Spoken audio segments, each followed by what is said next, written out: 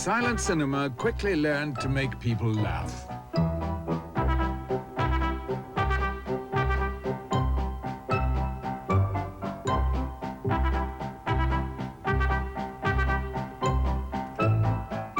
What started out as simple slapstick grew into the richest visual comedy the screen has ever known. From it emerged four great comedians: Harry Langdon, Harold Lloyd,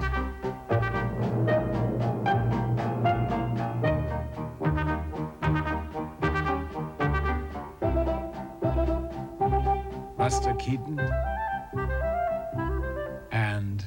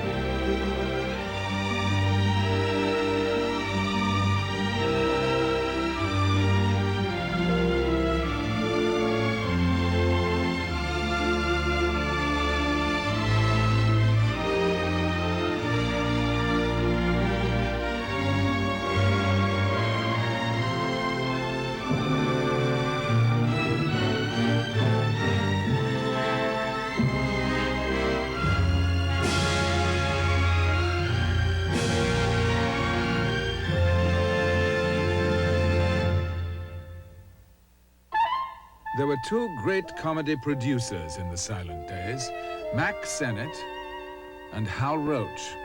Mack Sennett was an Irish blacksmith before he was an actor, and Roach was a truck driver before he was an actor.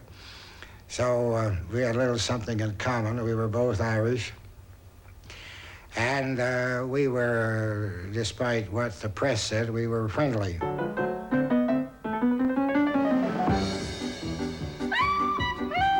Mack Sennett developed the style of knockabout comedy that's still known by his name.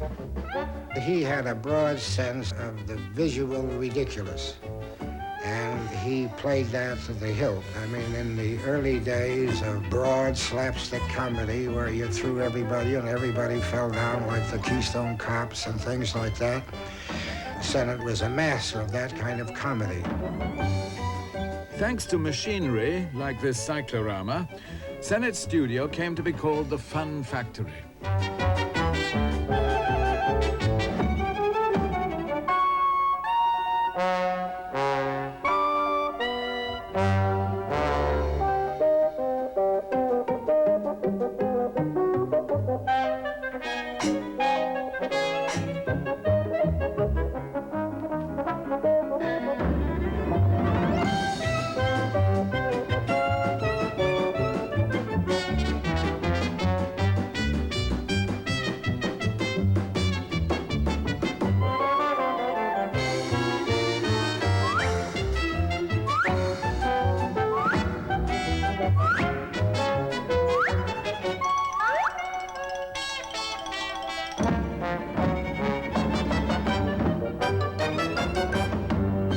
In later life, Sennett was embarrassed by the praise heaped upon him.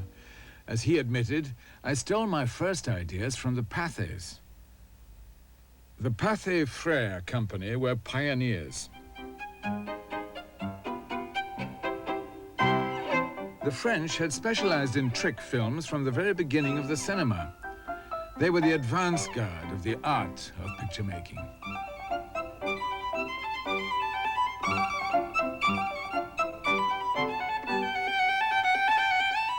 Pathé made this chase comedy about a runaway balloon in 1907.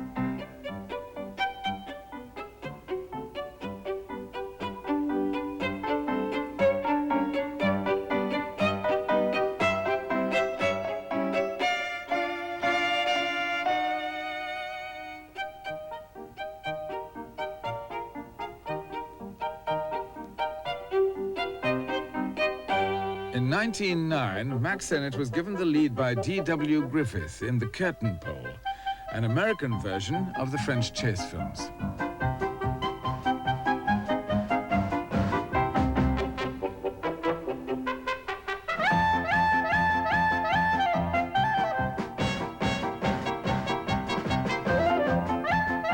Griffith assigned Sennett to direct comedies.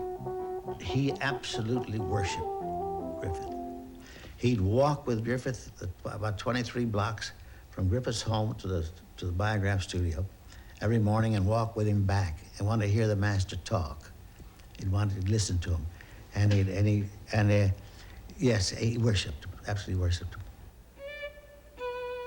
Sennett left Griffith to set up his own independent company, Keystone Comedies. He appeared in many of these himself. Based in Los Angeles, he took every advantage the city offered, like this 1914 military parade.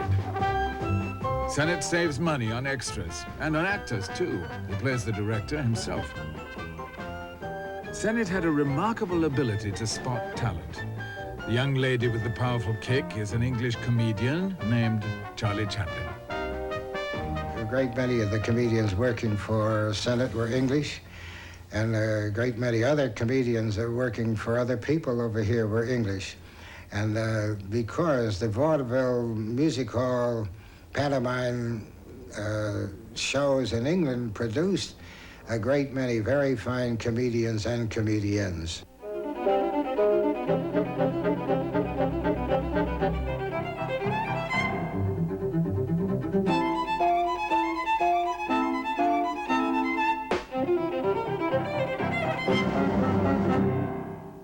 We never wrote anything. Everything was spoken. He'd divide us up into twos, and we'd have to get up a story for this comic, or for this comic, or for that kind. We were assigned to various comics, and we had to bring up a story of some kind. Our story was very simple, usually just a clothesline to hang gags on. There was the old-fashioned pratfall, which is almost self-explanatory. You either went bump and hit on your behind, or you go a little higher and hit on your back. And the directors in those days, if your fall wasn't high enough, he'd say, I want to see a little more light, please. And you'd have to go higher. Then there was the stiff back, where you'd be walking along the street and a fellow would come out here with a broom, hit you right in the face, and you'd do a stiff back. You wouldn't move your feet. Your heels would stay right where they are, and your shoulders and heels hit at the same time. Then there was 108. That's the old fall where you're walking along the street and you step on a bar of soap. You go up in the air and you lay out in the air like that. It's flat. Boom, and you come down. Of course, the flatter you land, the better it is for you, because it's not a one-point landing, it's an all-point landing. And those were the three basic falls of the old comedies. And if you couldn't do those, you couldn't do comedies. Even the gals used to do them. Some pretty damn good pratfalls.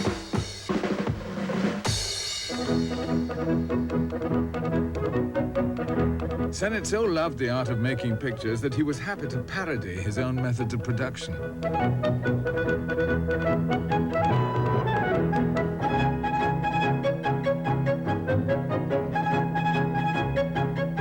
Oftentimes when they were shooting exteriors, if there happened to be something going on, one day I remember there was a fire, burnt 2 or 3 buildings.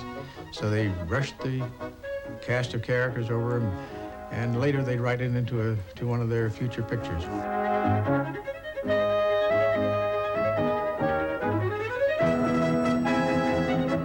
Sennett had a direct link to the fire department. When the call came, the crew dropped everything, including Ben Turpin.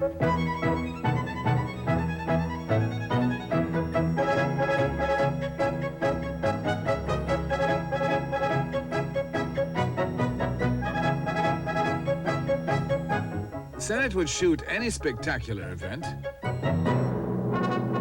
and work a sequence around it.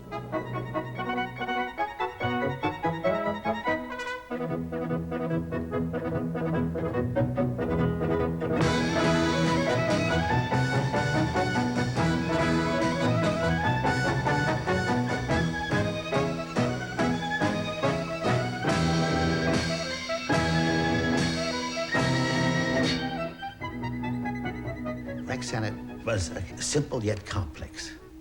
A simple man in which his deeds were simple, but he had the sort of complexity that he needed butlers in full dress suit around him all the time. And he needed to eat with a black tie. Yet he looked ridiculous in the black tie, and so did his butlers look ridiculous in their in their livery. He had a tremendous library of books.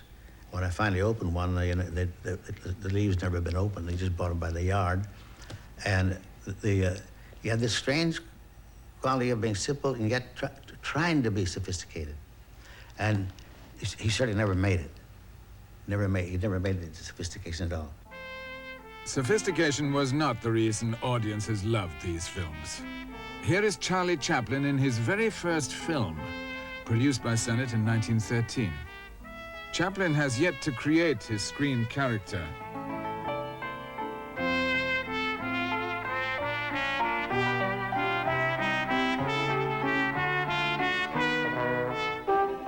Sennett insisted that Chaplin do the knockabout slapstick his audience expected. Chaplin wanted to make subtler comedies. He left Sennett in 1915 and a year later signed with Mutual for $670,000 a year. He was now the highest paid comedian in history. Chaplin's years on the stage made him a storehouse of English music hall lore. George Harris came from a similar background of music hall and pantomime. Well, Chaplin, in my estimation, is pantomime. I think his every movement, his every motion was pantomime.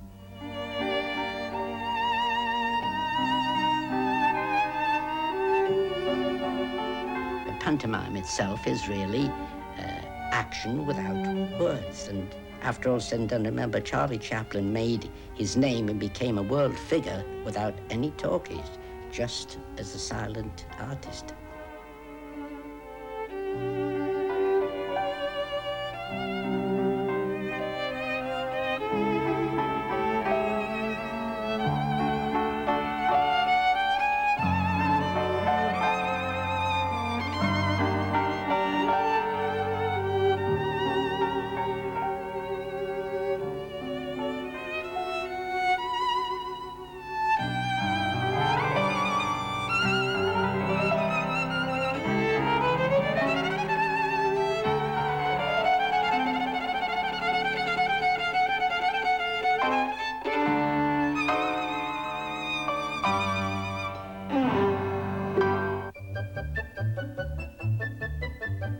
The one great film comic before Chaplin was The Frenchman, Max Linder.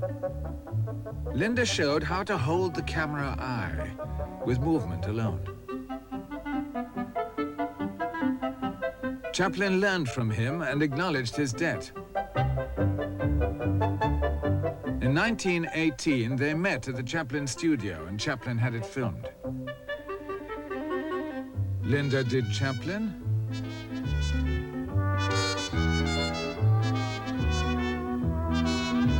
Chaplin did Linder.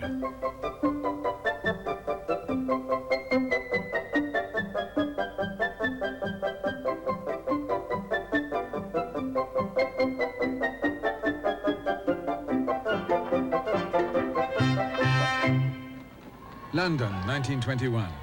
Charlie Chaplin had become the most popular figure in the world. Chaplin, he's really unfathomable. You can't pin him down. His talent was so great and so varied. He could do anything, and if he didn't know how to do something, he wouldn't say that he didn't know how, but don't show up the next day because he could tell you everything about it or do it better than the guy that originated it. This man was a great tumbler. He had great control of his body.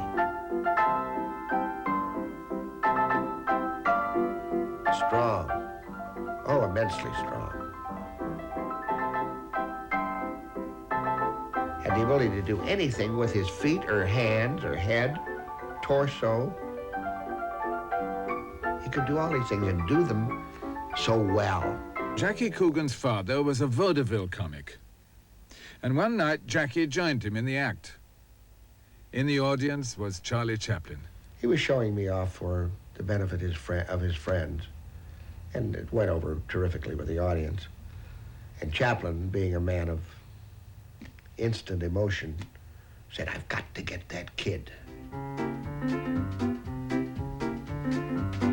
He got him. Jackie Coogan was 4 years old.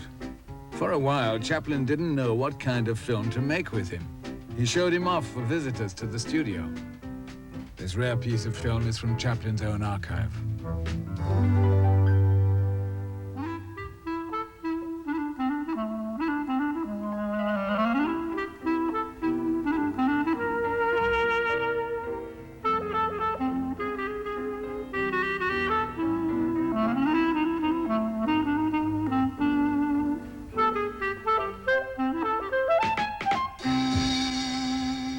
Chaplin saw in Coogan something of himself when young, for he too had been a child performer.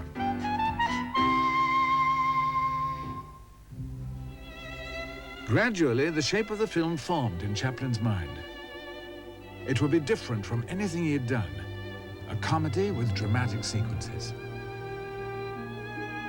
Chaplin's own London childhood, when he was taken from his mother and placed in an orphanage, was the inspiration for the kid.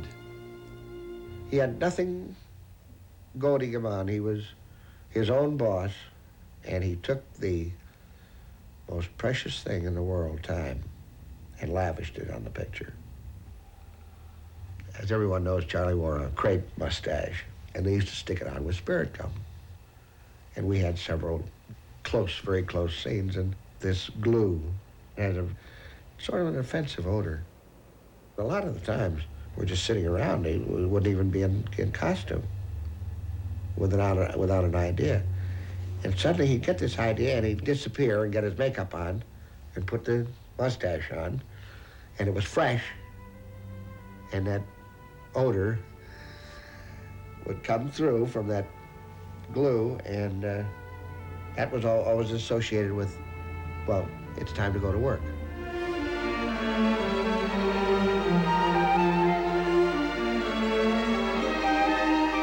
The small boy has been looked after by the tramp since he was a baby. Now the welfare authorities are going to take him away.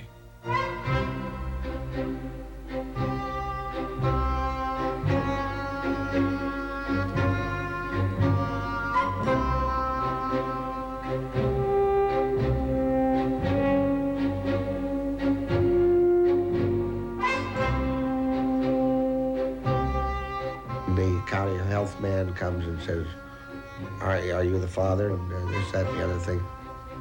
Well, you've got to go into hospital.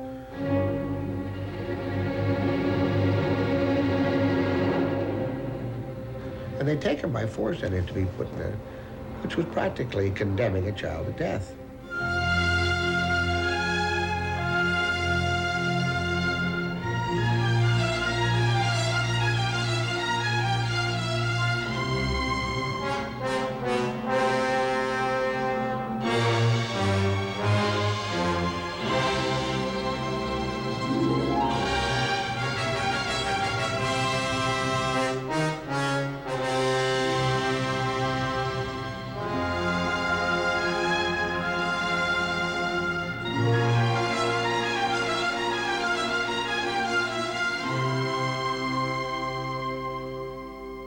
And I can remember him explaining to me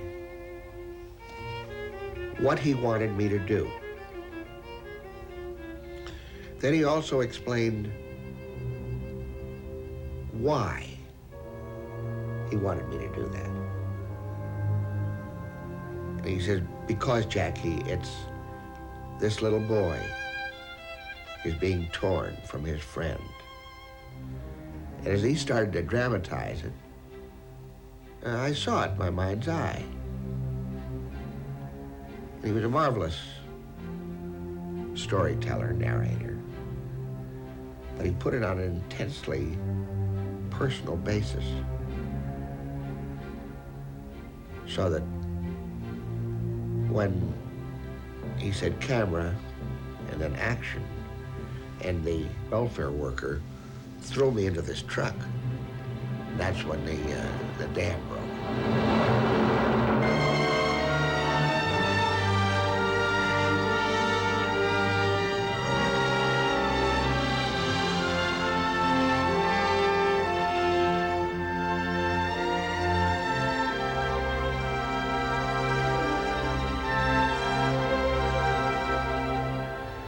course, I was really gone, and I was torn up.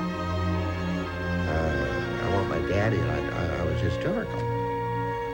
And if you are going to portray yourself being hysterical, you better get yourself hysterical. But whether it's as phony as a $3 bill.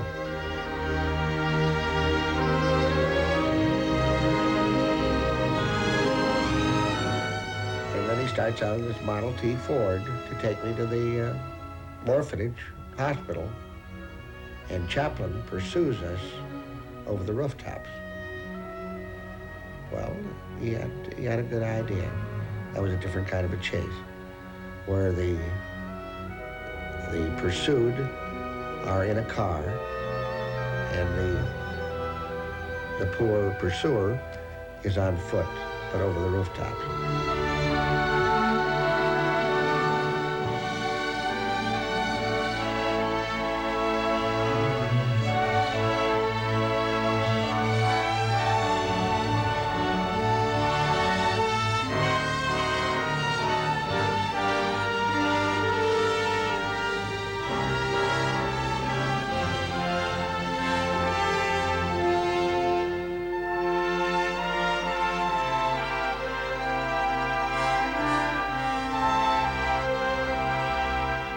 That was where the scene reaches its emotional peak, because we're both crying, real tears.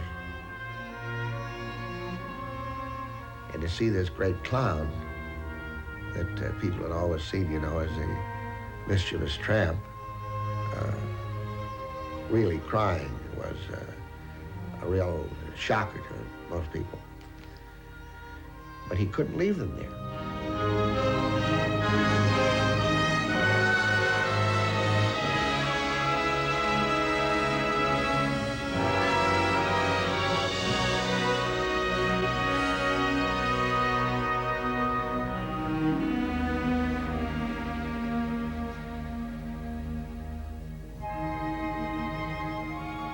So that was the finish of the scene.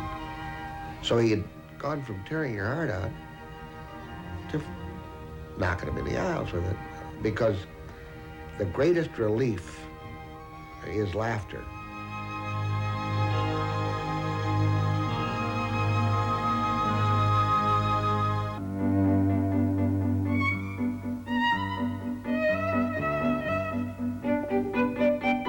It is taking nothing from such great clowns as Harold Lloyd to say that Chaplin laid the foundation on which they built their success. With the feature-length comedy, he gave them fresh scope to display their genius.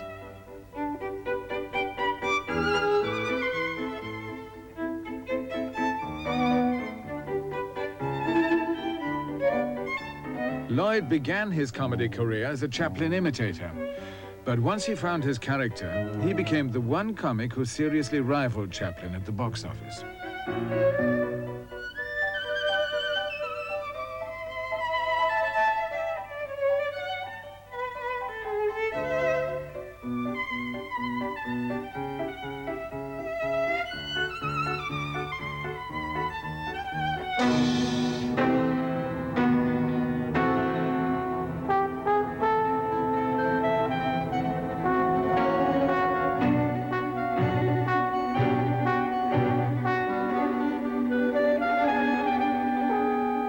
You know, the funny thing is, they've almost got me down as a stunt comedian, because the films that I made that had thrills like that in had a real impact, and they remember those. But actually, out of nearly 300 films that I made, somewhere between 250 and 300, I only made 5 that had thrills like that. That's a small amount.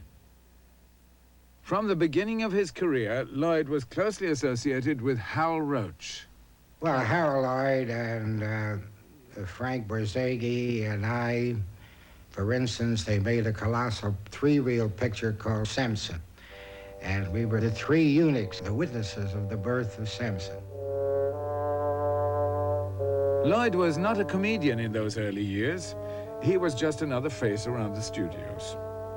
He hoped that makeup would win him substantial parts, but old men and idiots were not much in demand. He finally popped up in a series of Hal Roach comedies, co-starring B.B. Daniels. His character, Lonesome Luke, resembled Chaplin's too closely for Lloyd to stay with it for long. I felt that I'd gone as far as I could with those comedy closed characters, and they weren't satisfactory to me.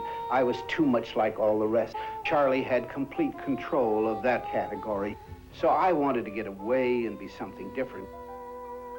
We had a guy that did a great drunk, and one day, in doing a drunk, he came on the set with a pair of glasses without any rims, without any glass in them, and he looked very funny with these things on, and that's where I got the original idea of the glasses for Lloyd.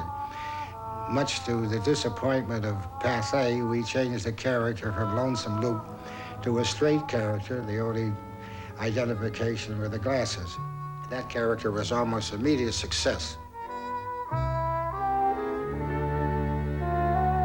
Lloyd found his mark not by looking funny, but by looking serious.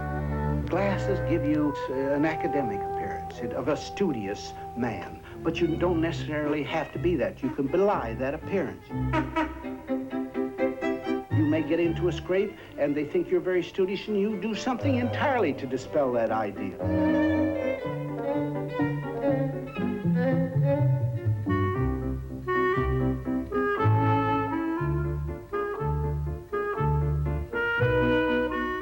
Well, you become a funny character because you're not doing what they expect you to do. You get into a situation, you don't act as the normal person acts.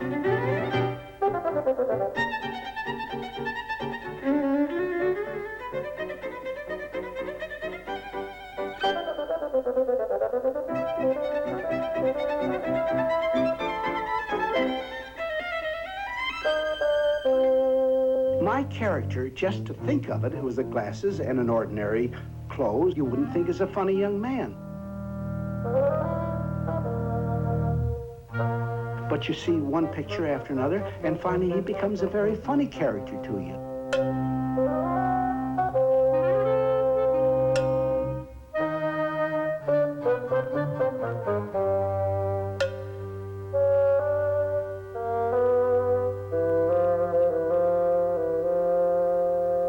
Harold Lloyd was an excellent actor, and Harold Lloyd portrayed a character.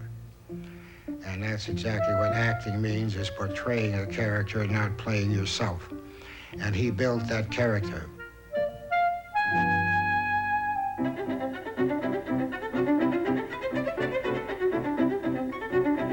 When he ran, it looked like he was running as fast as he could. When he did anything, it looked like he was doing it with great enthusiasm.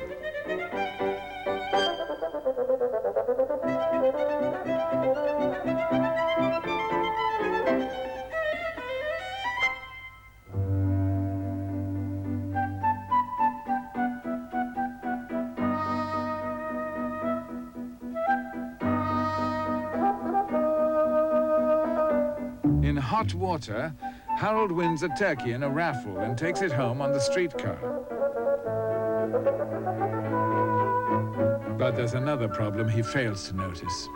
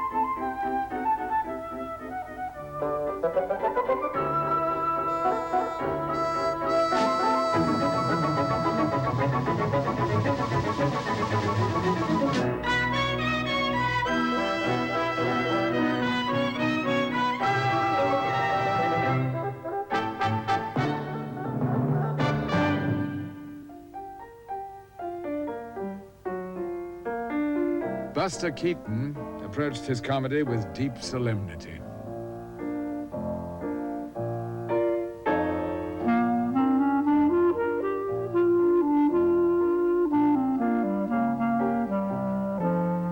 Not smiling was mechanical with me. I just didn't pay attention to it.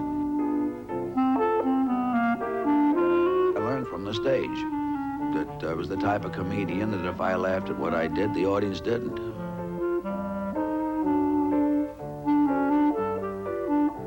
So I just automatically got to that stage where the more seriously I took my work, the better laughs I got.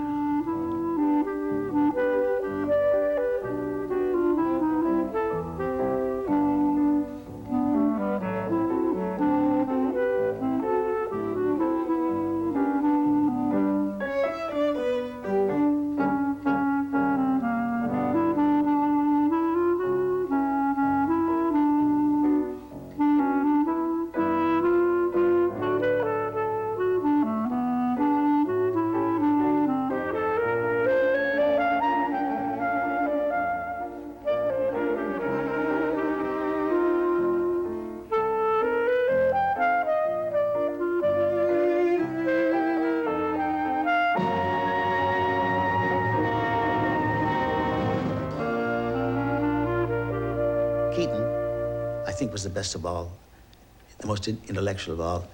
He was a stoic. He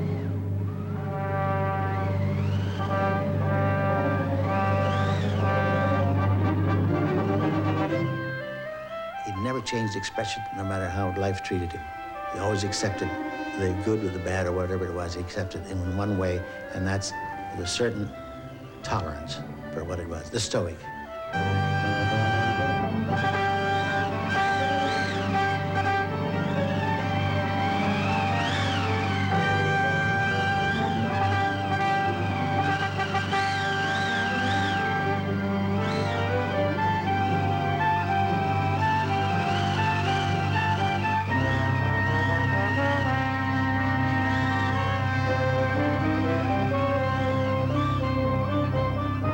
Keaton always joked that a cyclone was raging when he was born in Kansas.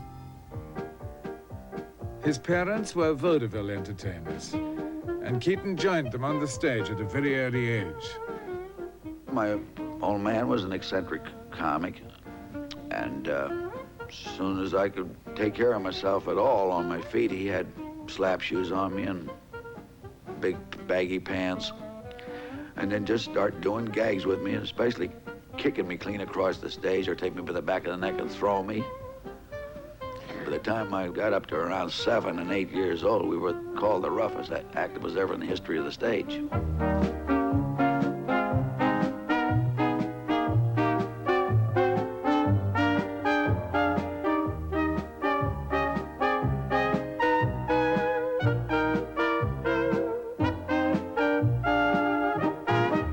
To my knowledge, Buster Keaton never had a double.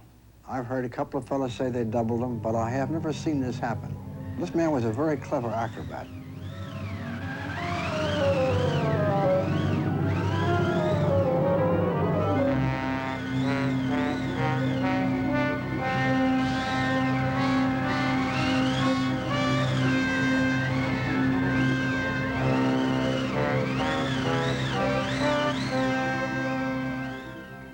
Now, I don't believe, knowing his Buster as well as I do, and doing things as good as I used to do, I don't believe I could have done them like he wanted them. He knew what he wanted. His falls was a different fall. He just didn't slip and fall down. He'd do a lot of things before he fell down, you know, and he's built into it. And that's the way Buster was. And you can't double a guy like that doing those things.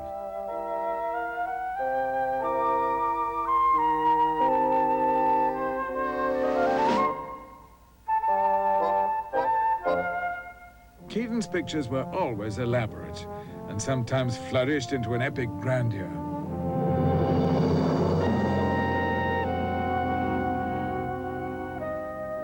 His most spectacular picture was The General, a Civil War story in which he plays a locomotive engineer. When his beloved engine is stolen by northern raiders, he sets off in relentless pursuit. The leading lady was Marion Mack. He was used to production and understood production. He understood the important shots, where to shoot from, and he knew exactly what he was going to do. But no one else knew what he was going to do before he started a scene, hardly ever. Keaton is now caught up with the enemy, and he decides to open fire on them.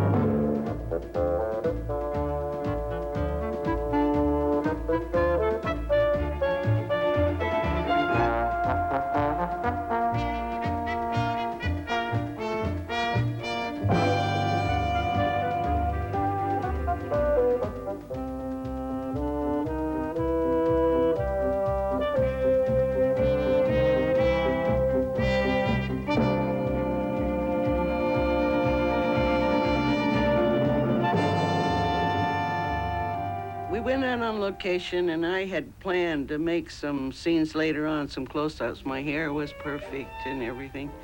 And they told me to go into the scene and pretend like I'm helping Buster. Of course, in this picture, I was always supposed to be sort of a dumb Dora type of a gal that was trying to help Buster, but getting in his way. So they said, when Marion gets in the proper position, let's let the water spout go and knock her down. I didn't know that they were going to do it. So that scene is not acting because the force of the water was very great. It's good that we didn't have sound movies at that time.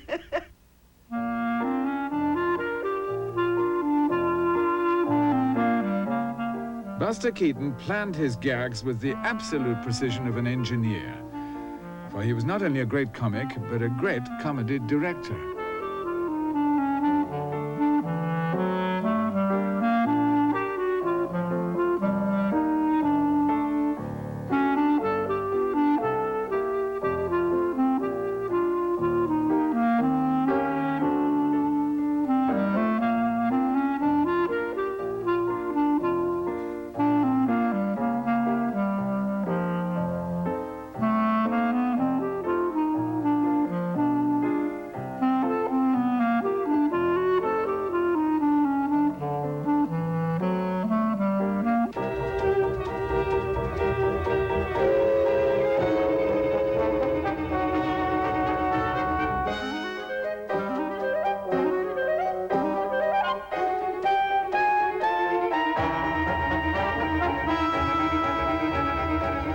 With this, his first independent release, Keaton proved how well he knew his audience. I always wanted an audience to outguess me. And then I double-cross them.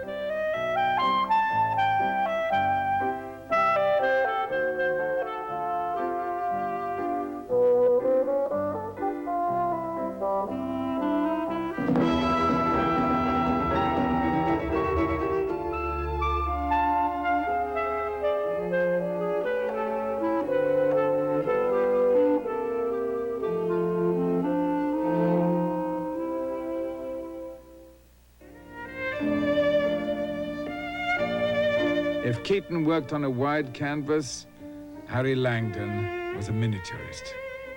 His style was slow, deliberate, detailed.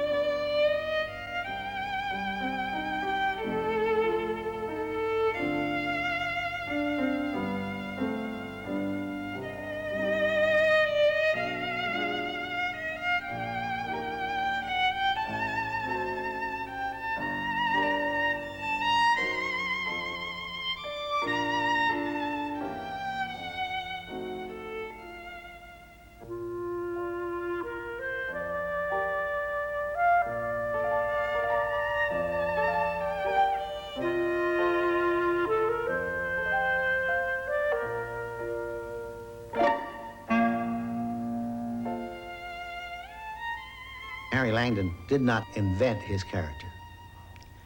We invented it. When I say we, Arthur Ripley and I invented it.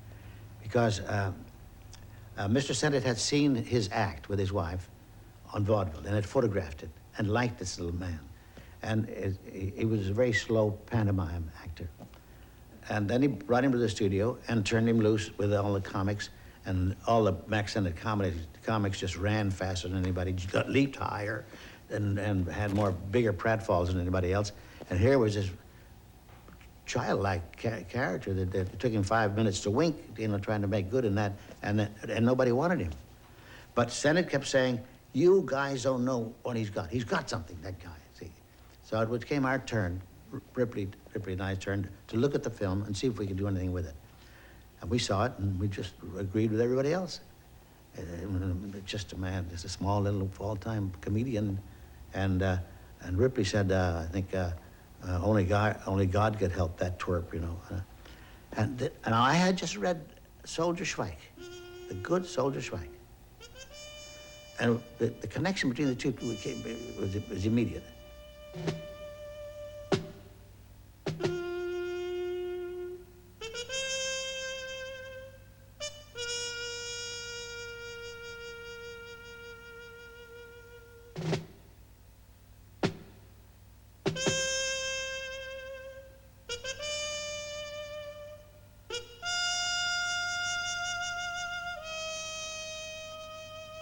We asked permission to work on it for a while, and we did, and we made the picture, and the picture was a tremendous hit. It was a two-reeler. Absolutely a new star was born, a new kind of a personality, see, innocence.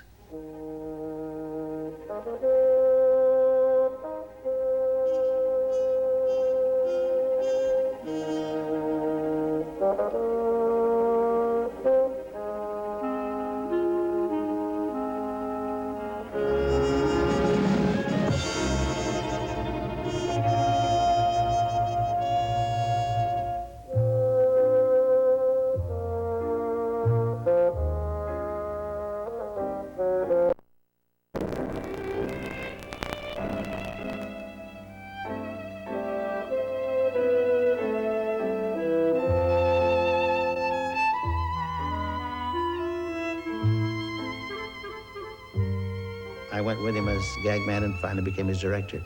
And the first picture I directed for him was A Strong Man, which I thought was very good and had everything that Langdon could do and do right.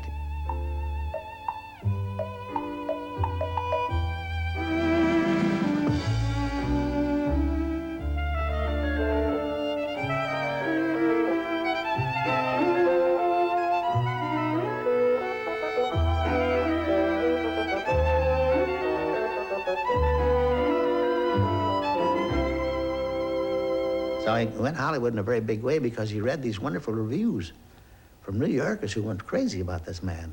And he just went, poor little man couldn't handle it, just couldn't handle it. But then he directed himself. Now his one idea was to equal or supersede Chaplin in Chaplin's own material. In Three's a Crowd, Langdon tried to echo the pathos of The Kid.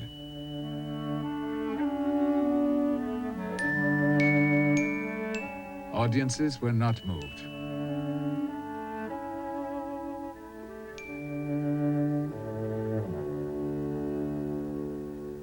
I didn't see him for years after that, but next time I saw him, I knew he was working on stage. I peeped in on the stage, and there he was redoing a famous gag that we had in the Strong Man of carrying a woman up on his lap, up the stairs one at a time backwards. And the director was yelling to him, "Faster, faster, Harry, faster, for God's sakes, faster." And faster was not the thing to say to Langdon. Slower, yes, but not faster.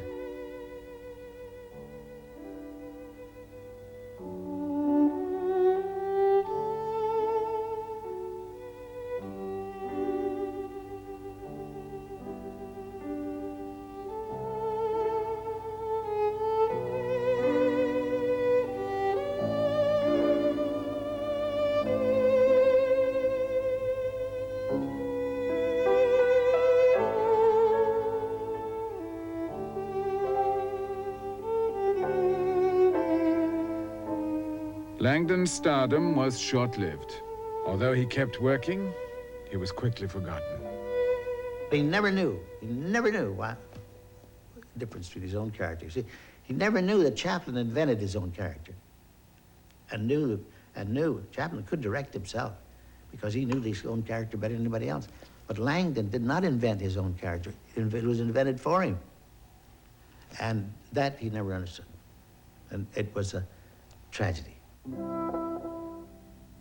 Comedy always was a serious business. The silent comics did their best to adapt to talkies. But sound had little use for pantomime. The heyday of visual comedy was over.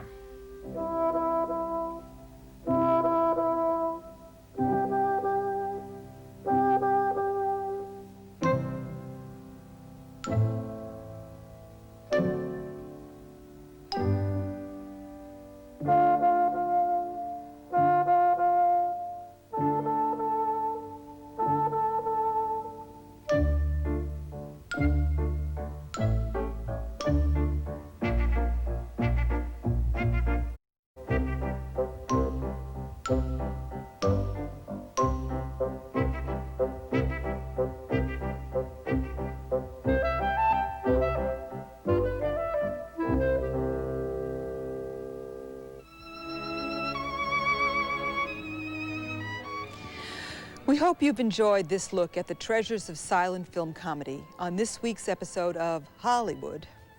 KP